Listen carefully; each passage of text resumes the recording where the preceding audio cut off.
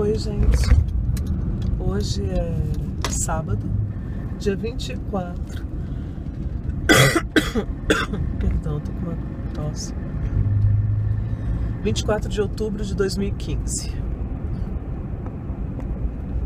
Diário de bordo.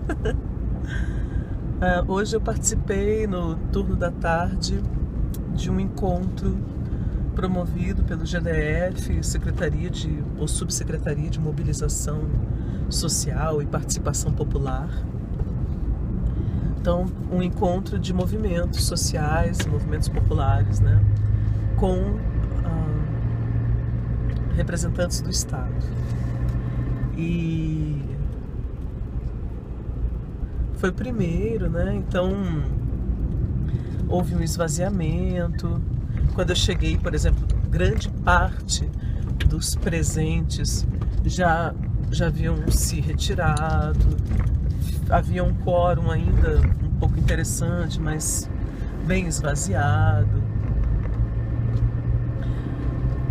Mas foi produtivo, porque conseguimos encaminhar propostas, né, para a área da cultura, sobretudo, e conseguimos sentar para debater junto no grupo de educação, de esportes. Então sempre é maravilhoso ouvir as demandas e as reflexões das pessoas de outros grupos, de outros movimentos. Então tinha presente o movimento Sem Terra e o movimento dos trabalhadores sem teto. E eu estava muito interessada em ouvi-los, né? O que eles tinham a dizer, o que eu aprenderia, né, com eles, que, puxa. Então foi muito bacana. E depois ainda saí para tomar um café com a minha colega de colegiado setorial. Nós duas aí brigando junto, claro, sempre com os outros companheiros também, né? Os outros pares. É uma luta acirrada em que se avança lentamente, mas o que nos move é a esperança de avançar, né? Então é isso mesmo. E a gente tomando café e conversando sobre várias coisas, sobre política, sobre... Brasília tem uma especificidade que eu acho muito bacana, que é assim: a cidade é pequena. Por mais que não pareça, nossa, é a capital político-administrativa, é a capital, não sei o que. E claro, tem muitas tribos, você não conhece todo mundo.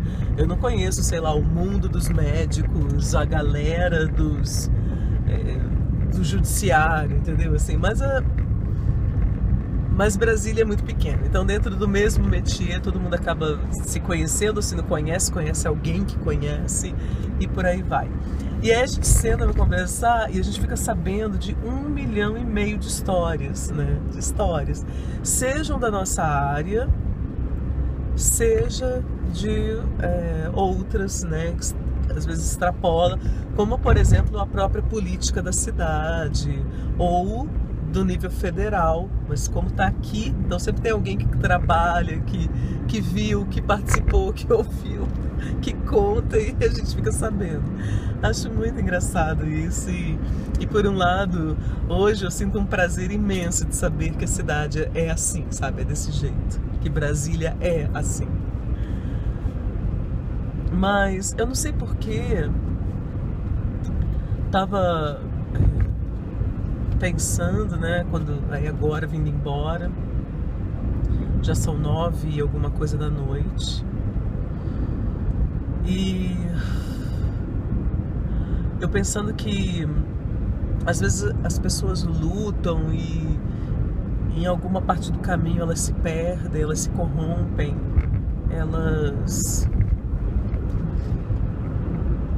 enfim, né? Elas traem o seu próprio passado. E eu tô falando isso por quê? Porque na última reunião dos colegiados, eu percebi que há sempre uma mesma dinâmica, que é assim: pessoas do baixo clero, vou chamar assim, que foram indicadas para serem os representantes, né, em cada colegiado. Elas chegam sempre, nunca para somar, elas chegam atacando os colegiados, e nós estamos lutando aí bravamente para sobreviver desde 2013, e nosso mandato vai chegar ao fim agora, assim, a gente... Enfim, 90% do tempo nós ficamos brigando, assim.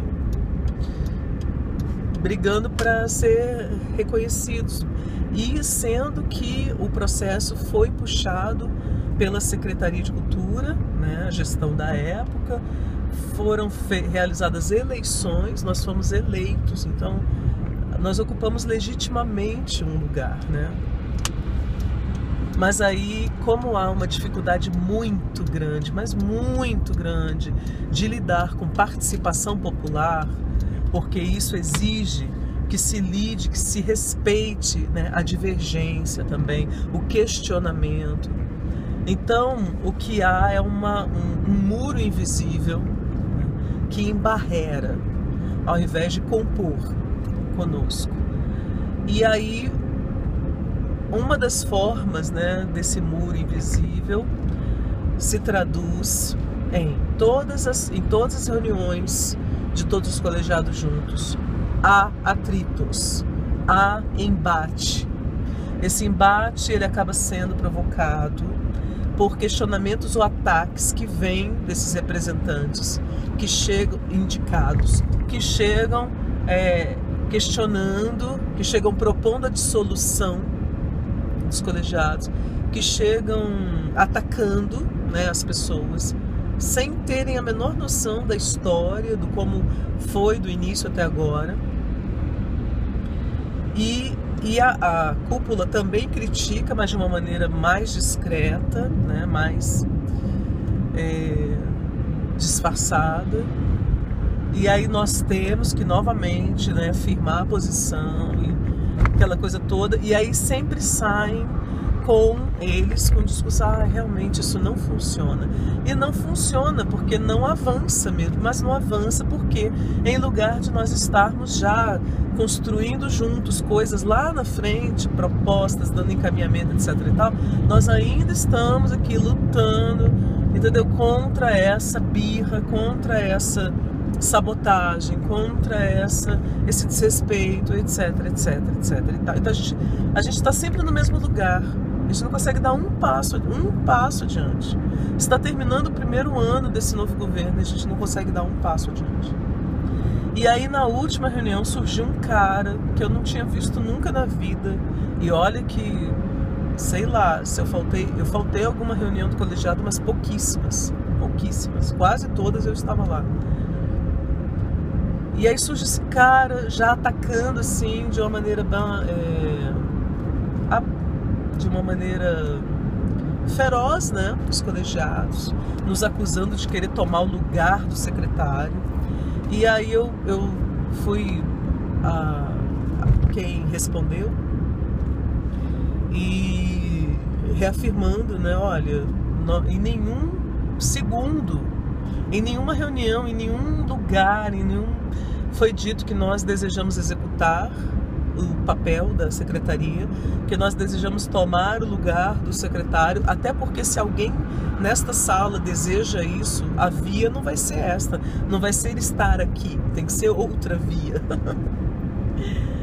E acabou que eu acabei fazendo um certo desabafo, e aí eu disse que eu sou a mais antiga funcionária comissionada da Rádio Cultura FM de Brasília, né? Isso, somados os anos, né, trabalhando lá e tal, nos governos X, Y, Z e tal, voltando, indo, eu sou a que somo mais anos, assim.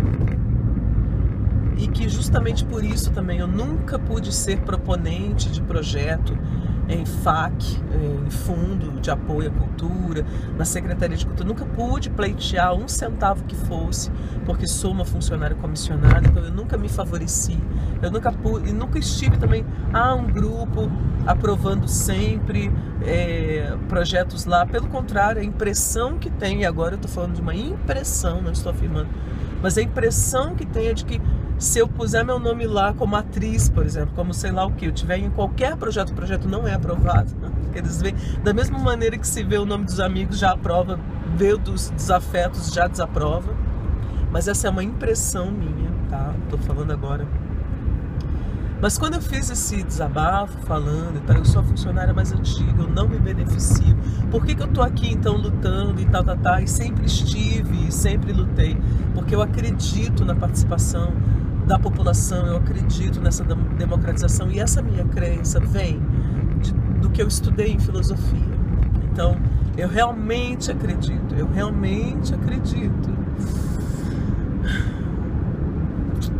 Ainda perdura em mim uma certa ingenuidade nesse sentido, porque eu ainda acredito em coisas um pouco utópicas. Eu acredito na cidade esclarecida, no sentido de que se a população conhecer o amor pelo conhecimento e pelas artes, pelas expressões culturais e tal, nós conseguimos com isso desconstruir a necessidade do consumismo. A necessidade do consumismo, a necessidade da autoafirmação pelo ter. Nós conseguimos viver até na pobreza, mas numa pobreza que permite a autorrealização. Eu sou prova disso. Eu acho que a minha vida eu nunca lutei nunca fui alpinista social ou política. Nunca lutei por cargos, por favorecimentos. Meu salário sofreu uma defasagem da década de 90 para cá, que, para vocês terem uma ideia, na década de 90 eu era estudante na Universidade de Brasília, e como locutora, o meu salário era maior do que o da professora que tinha recém passado no concurso no meu departamento e tinha mestrado. Ela como mestra, professora recém-concursada de uma universidade, ganhava menos, pouco menos, mas menos do que eu, que era locutora numa rádio. A locução, para quem não sabe, os radialistas, né, locutores, comentadores, âncoras, que não são jornalistas, ou sonoplastas, operadores, são funções de segundo grau, não exige faculdade. Tá, eu ganhava mais do que ela. Eu pagava o meu aluguel no plano piloto, pagava aluguel de apartamentinhos, pagava a prestação do meu carro, comprava livros, comprava roupa e ainda ia para o Beirute no fim de semana. Ou seja, ainda pagava minha cerveja, ainda fazia as minhas coisas, vivia a minha vida lolita. Passados, década de 90 e os inícios dos 2000, e estamos aí em 2015. Passados esses anos todos, essas décadas, a defasagem é tanta, que para vislumbrar chegar perto daquele poder aquisitivo, eu e meus colegas, eu lembro de um colega que vivia isso bem assim, só que felizmente ele passou no concurso da EBC e agora foi para lá e tá melhor. Mas assim, nós temos que ter 2 empregos, 2 no mínimo. Eu já tive 3. E ainda assim fazer todos os bicos que aparecem, todos, assim, apresentar evento, fazer não sei o que, se chamar para faxinar o ambiente depois do evento, a gente vai, entendeu? Porque não dá, porque, então a perda foi muito grande. Ainda assim eu continuo. Porque talvez por eu não ser ambiciosa, e segundo porque pode ser acomodação também, pode ser, não descarto essa possibilidade, pode ser esse mix também, né? Pode ser esse mosaico de coisas. E eu tenho vivido, né? Então eu pago meu aluguel, pago a prestação desse carrinho aqui, pago as minhas coisinhas com muita dificuldade, mas vivo, né? E tal, e continuo. E qual é a minha grande realização? É que eu amo estudar, eu amo aprender e eu não fui impedida disso, né? Ai, que inferno! Gente, desculpa, mas olha, eu detesto, se existe uma das coisas que eu detesto, é estar em grupo de zap e a porcaria do grupo ficar mandando 50 mil mensagens e ficam num tititi, e eu tô num grupo, não vou falar qual, porque olha, mas eu acho que é pura imaturidade, aí fica lá aquele povo, aí mil não sei o que, não sei, eu acho, não sei o que, tá. Ao invés de serem objetivas e resolverem as coisas, mandarem, sabe, de uma maneira sucinta, não, aí fica aí 300 mil mensagens, gente, não aguento isso. E eu não sei silenciar essa merda. Eu tenho que mexer nas configurações do celular. Não adianta, eu fecho e já reaparece imediatamente 300 mil outras mensagens do mesmo grupo. Bom, e aí, resumindo, né, porque eu tô falando. Tava conversando com a minha amiga e falando dessa coisa das pessoas, como elas se corrompem às vezes, se envolvem em roubalheira, né? Às vezes elas vêm da luta e tal, mas aí daqui a pouco quando se torna deputado, caramba quatro, aí o cara cheio de rolo, aí desviou dinheiro, sabe essas coisas? E eu falei, e lá nesse desabafo que eu fiz, né, eu falei, sou a funcionária mais antiga, assim, assada, tá.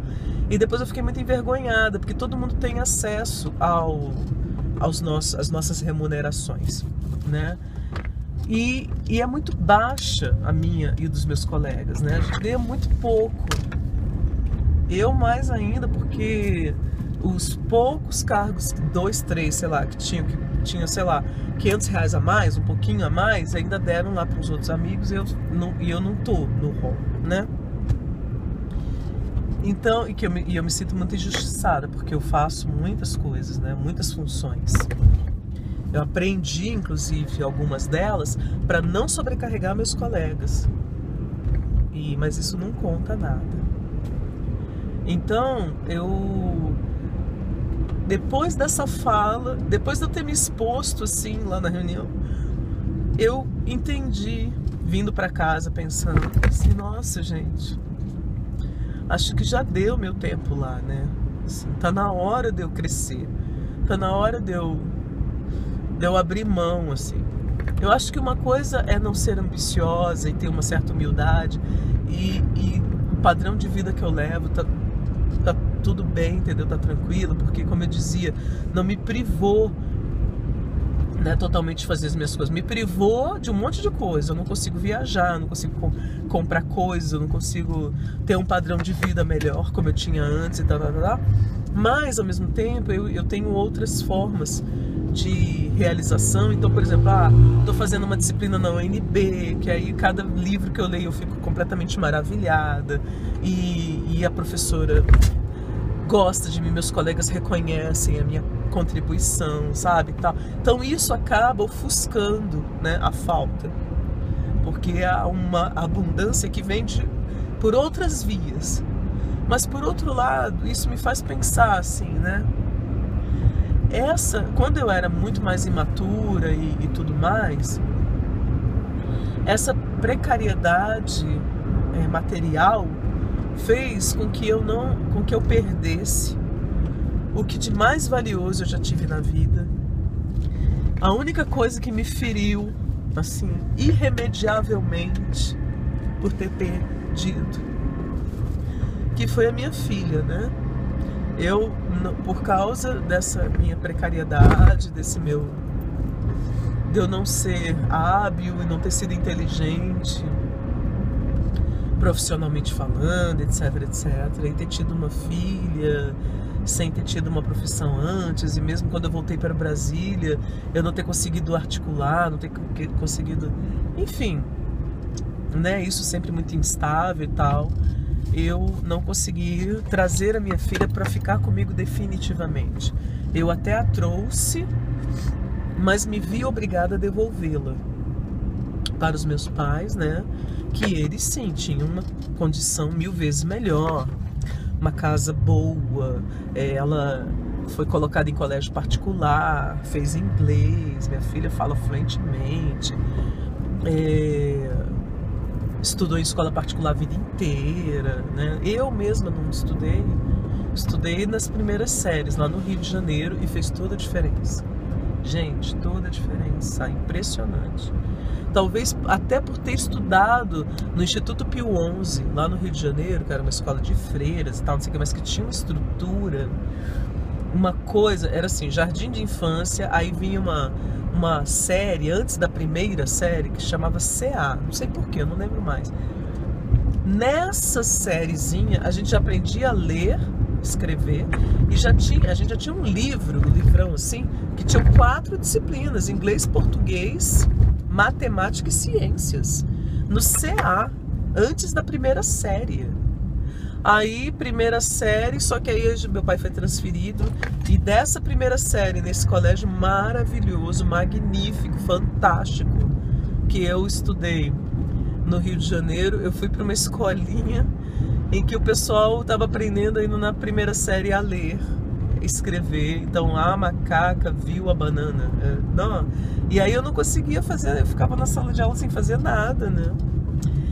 Enfim, mas eu acredito, esse início lá na escola maravilhosa, o meu amor pela escola. Eu sempre amei o ambiente acadêmico. Eu sempre adorei a sala de aula, sempre amei. Eu acho que por causa desse início. Aquele jardim de infância maravilhoso que eu fiz e esse CA aí, que seria pré, né? Que seria um pré, sei lá o que, não sei como chamar.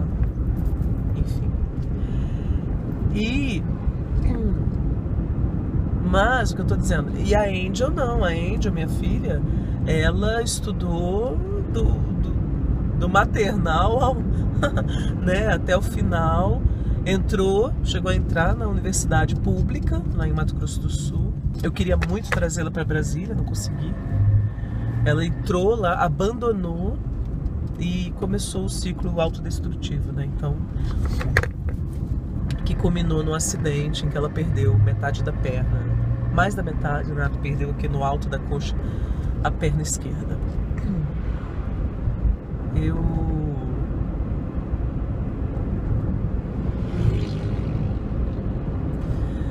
Eu tinha conseguido não pensar mais nessas coisas. Eu acho que isso não era mais uma questão, assim, tal, porque eu já tinha perdido a Angel e não sei, eu acho que eu tinha me conformado já com isso, porque a vida foi assim, paciência. Eu era imatura mesmo, eu não dei conta e eu não consegui ganhar dinheiro e também não consegui fazer concurso e profissionalmente agora também me vejo, agora sim eu me vejo num dilema, assim, né? Qual é o rumo que eu quero tomar?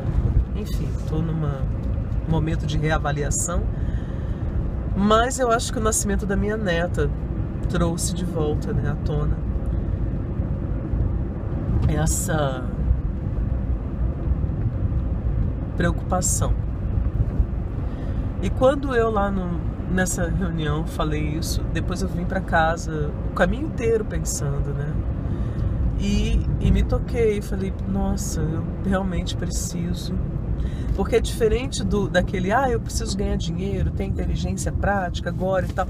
Eu preciso mesmo, eu preciso, óbvio que eu preciso.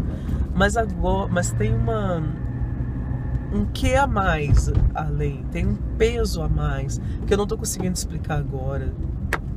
Talvez porque eu ainda não tenha conseguido deschavar alguma coisa não tá tão totalmente clara pra mim também ainda. Mas eu preciso Eu sei que me ocorreu lá na conversa, pensando, gente, o pessoal ganha o quê? Quantos? 20 mil reais?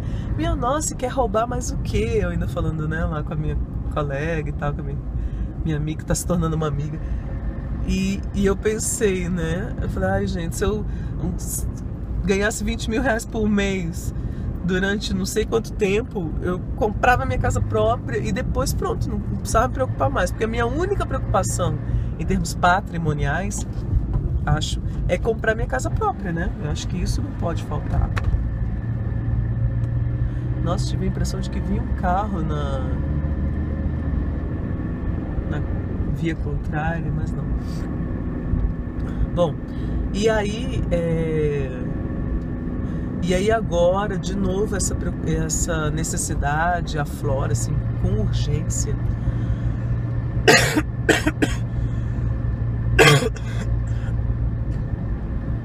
Porque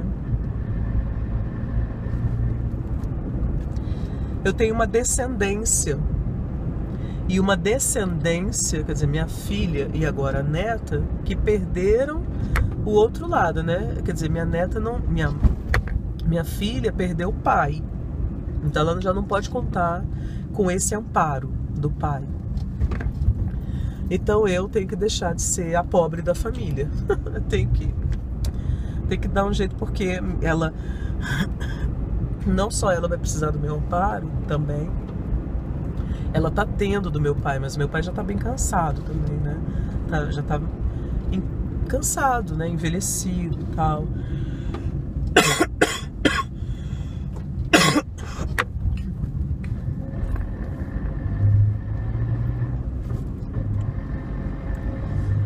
E agora tem minha neta. Ai, nossa. E eu não posso perder minha neta. Na verdade, eu não posso perder minha filha. Já perdi. Mas tudo na vida é possível, né? Mas a minha neta, eu não quero. Eu não quero estar ausente da vida da minha neta.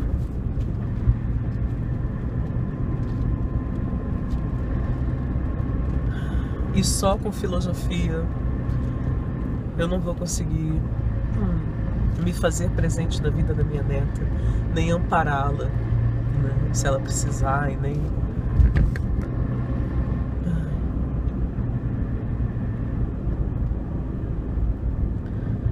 Mas também eu tô falando isso, gente, é um exagero, assim, né, só para ilustrar.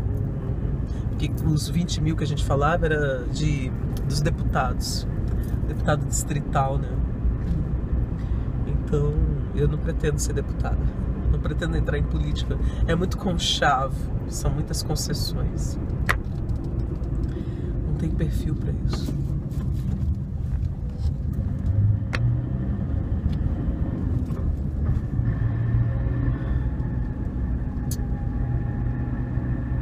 Que coisa, né?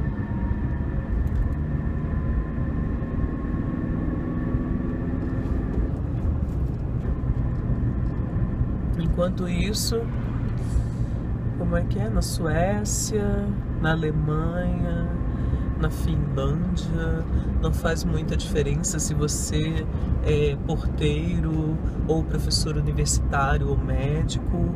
O abismo salarial não é tão grande, não é um abismo. Todo mundo tem moradia, os serviços públicos são excelentes, então você tem saúde, você tem transporte, você isso, você aquilo, e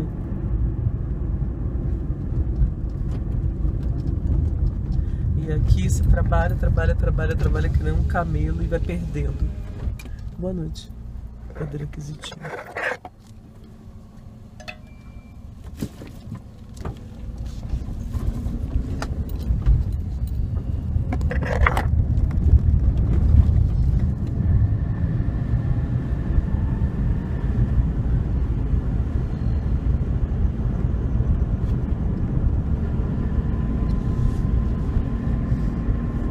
Consequência que isso, né, de eu não ter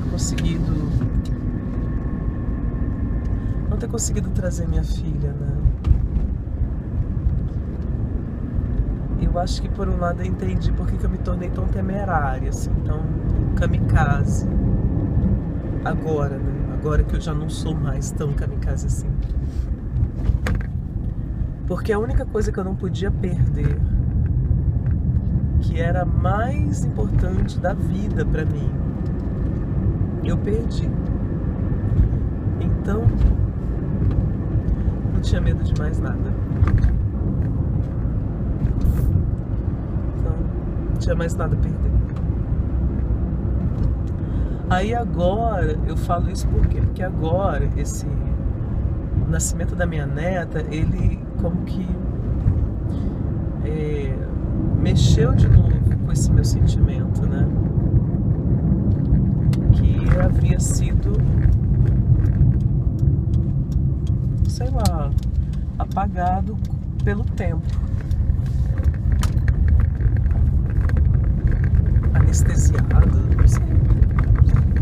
Havia sido, né, assim, diluído. Há um desligamento afetivo real, assim, meu em relação à minha família. Tal, assim. Não há um vínculo, um afeto, nada que me prenda a eles. Até porque também, né, chega uma hora que a gente cansa. E o meu cansaço se deu neste ano, o meu basta. Eu falei, chega chega de tanto desamor, chega de tanta palhaçada, tanta fofocaiada, tanto maldizer, chega de vocês pra mim.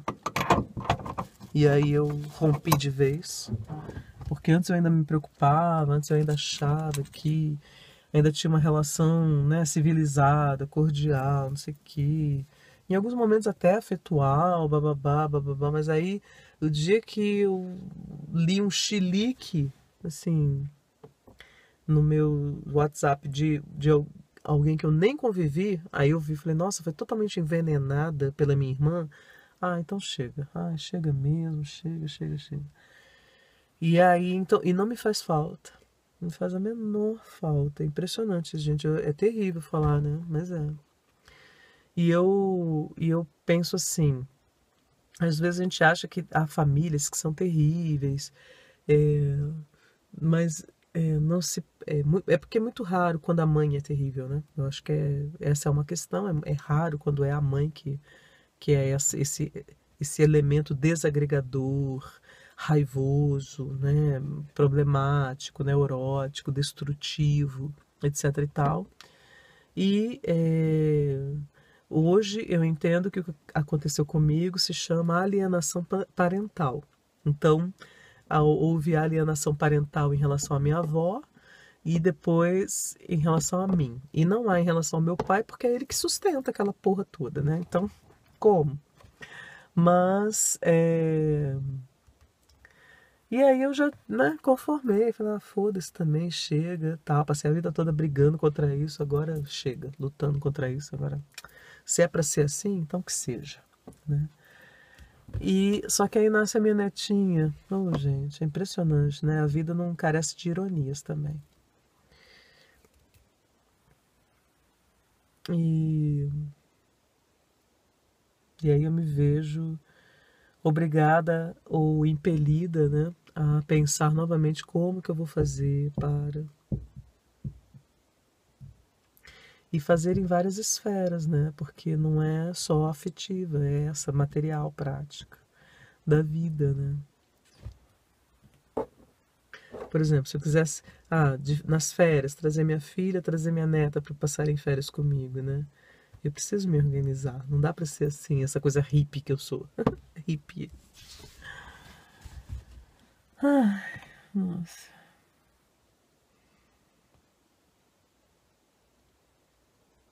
Tem que ter avanços. Eu conto pra vocês os avanços depois. Grata, gente, muito grata. Até a próxima.